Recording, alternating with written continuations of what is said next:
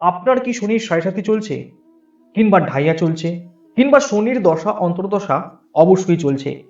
তার জন্য আপনি ভয় পাচ্ছেন, এই বুঝি আমার কি হবে, হয়তো প্রচুর সমস্যা আমায় গ্রাস করবে, আমার জীবনে চরম দুর্ভাগ্য নেমে আসবে, হয়তো আমি জীবনে কিছুই করতে পারবো না।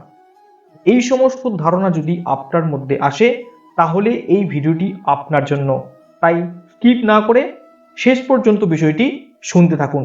নমস্কার, আমি আসরাজ অ্যাস্ট্রোলজি অ্যান্ড বাস্তু চ্যানেলে আপনাকে স্বাগত। পৌরাণিক মতে শনিদেব হলেন ন্যায়নীতি অনুশাসনের দেবতা। তিনি হলেন কর্মফলদাতা, অর্থাৎ তিনি আমাদের কর্ম অনুযায়ী ফল দিয়ে থাকেন। তিনি খারাপ কর্মের খুবই খারাপ ফল দিয়ে থাকেন এবং ভালো কর্মের খুবই ভালো ফল দিয়ে থাকেন, যেটি আমাদের জন্য পরম সৌভাগ্যের কারণ হয়ে থাকে। কিন্তু জ্যোতিষশাস্ত্র মতে শনি গ্রহ হলেন আয়ু, মৃত্যু, রোগ, ভয়, দুঃখ, কষ্ট, দারিদ্র্য এবং দুর্ভাগ্যের কারক গ্রহ।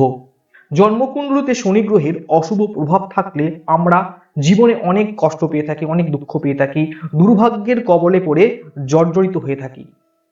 শনির সাড়ে সাতির বিষয়ে হয়তো সকলেই জানেন, কিংবা ঢাইয়া সম্পর্কে হয়তো অনেকেরই কম বেশি ধারণা রয়েছে। অনেকেই এই সাড়ে সাতি চলাকালীন কিংবা দশাকালীন সময়ে অনেক যন্ত্রণা অনুভব করেন, অনেক কষ্ট পেয়ে থাকেন। আসলে এই সময় আমাদের জীবনে অনেক সমস্যা আসতে পারে, কর্মে বাধা আসতে পারে, কর্মে অসফলতা আসতে পারে, হেলথের প্রবলেম হতে পারে, চাকরিতে ডিমোশন হতে পারে, ব্যবসায় ক্ষতি হতে পারে, সম্পর্কের হানি হতে পারে, ইত্যাদি নানান সমস্যা আমাদের জীবনে আসতে পারে। এই কারণে অনেকেই শনি গ্রহকে খুবই ভয়াবহ, যন্ত্রণাদায়ক এবং অশুভ গ্রহ বলে মনে করেন। শনির সাড়ে সাথে কিংবা শনির দশাকালের নাম শুনলেই অনেকের মনের মধ্যে একটা আশঙ্কার কালো মেঘ জমা হতে শুরু করে। কেউ জীবনের শুরুতে, কেউ মধ্যমে, কেউ বা জীবনের অন্তিম পর্বে জরাজীর্ণ দুঃখ কষ্টের মধ্য দিয়ে জীবন যাপন করেন বা জীবন ত্যাগ করেন। আর এখানেই অনেকের মনের মধ্যে প্রশ্ন আসতে পারে, শনিদেব তো কর্মফলদাতা, তিনি আমাদের ভালো এবং খারাপ কর্মের ফল দিয়ে থাকেন। শনিদেবের ভালো কর্মের ফল অমৃত সমান এবং খারাপ কর্মের ফল যন্ত্রণাদায়ক। কিন্তু আমি তো জ্ঞানত অবস্থায় বর্তমানে এমন কোনো খারাপ কাজ করিনি যার জন্য শনিদেব আমাকে এত দুঃখ দিচ্ছেন, এত কষ্ট দিচ্ছেন। শনিদেব কেন আমাদের জীবনে এত যন্ত্রণা দিচ্ছেন? আর এখানেই স্মরণে আসে পূর্ব জন্মের কথা।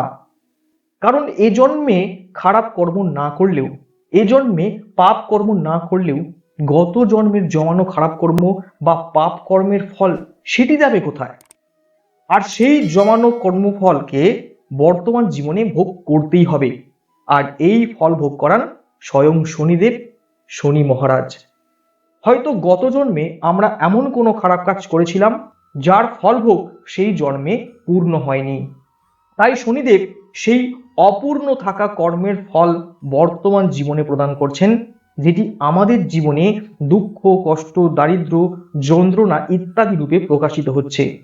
এটি আমরা জন্মছকের মাধ্যমেও জানতে পারি। হ্যাঁ, জন্মছকের মাধ্যমেও জানা যাবে শনিদেব আমাদের পূর্বজন্মের ভালো কর্মের ফল দেবেন না পূর্বজন্মের খারাপ কর্মের ফল দেবেন।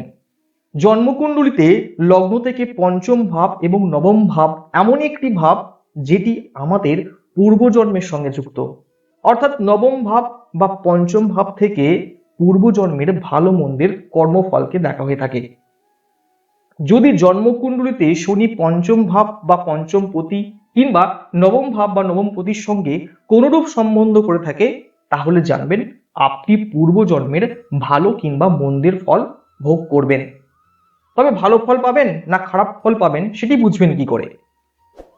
যদি আপনার জন্মকুণ্ডলিতে শনি গ্রহ শুভ ভাবে স্থিত হয়ে, অর্থাৎ কেন্দ্র ত্রিকোণ বা দ্বিতীয় একাদশে নিজ রাশি, উচ্চ রাশি, মিত্র রাশি বা মার্গী হয়ে নবম ভাব বা ভাবপতি বা পঞ্চম ভাব বা ভাবপতির সঙ্গে যদি শুভ সম্বন্ধ করে থাকে, তাহলে জানবেন শনিদেব আপনাকে পূর্ব জন্মের ভালো কর্মের ফল প্রদান করবেন। কিন্তু শনি গ্রহ যদি জন্মকুণ্ডলিতে নিচস্থ, অস্তগত, শত্রুক্ষেত্রস্থ, দুস্থানগত বা বক্রী হয়ে পঞ্চম ভাব বা পঞ্চপতি কিংবা নবম ভাব বা নবমপতির সঙ্গে কোনো রূপ সম্বন্ধ করে থাকে, তাহলে জানবেন শনিদেব আপনাকে পূর্বজন্মের খারাপ কর্মের ফল দেবেন। আপনারাও দেখে নিন আপনাদের জন্মকুণ্ডলিতে শনি গ্রহ আপনাকে কি ফল দিচ্ছেন। পূর্বজন্মের ভালো কর্মের ফল দিচ্ছেন, না পূর্বজন্মের খারাপ কর্মের ফল দিচ্ছেন। অবশ্যই কমেন্টের মাধ্যমে জানাতে ভুলবেন না। আজকের মতো ভিডিওটি এই পর্যন্ত। ভালো লাগলে লাইক শেয়ার অবশ্যই করবেন, চ্যানেলটিকে অবশ্যই সাবস্ক্রাইব করবেন। দেখা হচ্ছে নেক্সট একটি ভিডিওতে। সকলে ভালো থাকুন, সুস্থ থাকুন, নমস্কার।